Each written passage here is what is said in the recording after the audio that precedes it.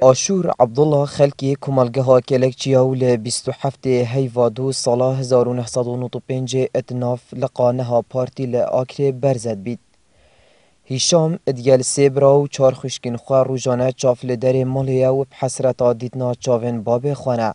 او وقتی بام رویش ما زور تأثیر ما قامر من حف ما بیشتر وضع زور نخوش ما رویدا هروش تاور ریباب مانی بیت و روزه روک ای خلکار تاور ریباب قوم بکید.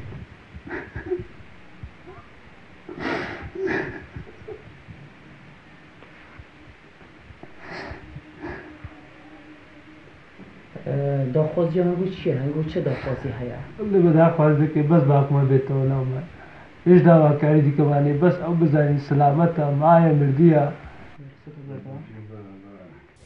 شهید اسعد سمو ادگل جعفر سمو هر دو کرن ایکانه یندای که عدلاینه. لگون دیگل گوران سر به نحیا قصروگ. لی اسعد لسردست رژیم و بعث هاتا دارو کرنو.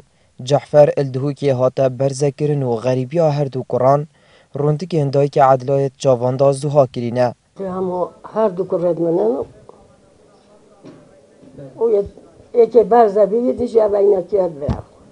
یه خلق از حج خود سیطره شلالاتی برای یاده میسر یه دوی گفتی سیاره به چوی آنوتانی کنچنه آره حتی طربی و اوی دیگه برزه یه چوی دواته یه دیگرتی نبریو آنزون کن آزاد سروکانی بابه هشت کچانو سه کران لی قضای آکری بره کفتیاو السوپای سپیلکی وندابویا دما حوال پرسیارا بابه ماردینت کن او نزاند برسوی بداتو ابچاوین رونتک بیجید مجی پیتوی بابکیا من هیچ نبزیه طلاق وقتی بابه مهاتی اگستم بگت نکو سیاسی و اجی وقتی هر کچه کم پیتوی بابکیا بیه و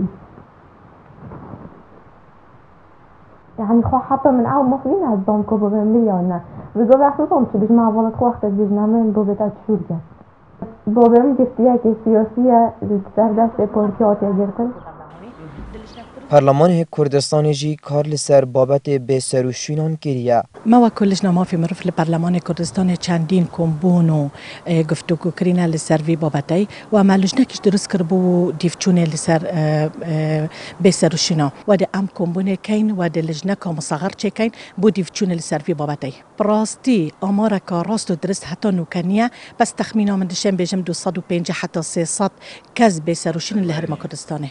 ماسترین درو او دمی کود بیشین یاسا سروره لتوخی به قضایا آکریدا هجمارکا زیدتر لی به سروشینان هنو همی هیوین مالباتن وان اون دنگو باسک ساخ یان مری لی به سروشینان خواب زانن گهدا زباری این آرتی دورا آکری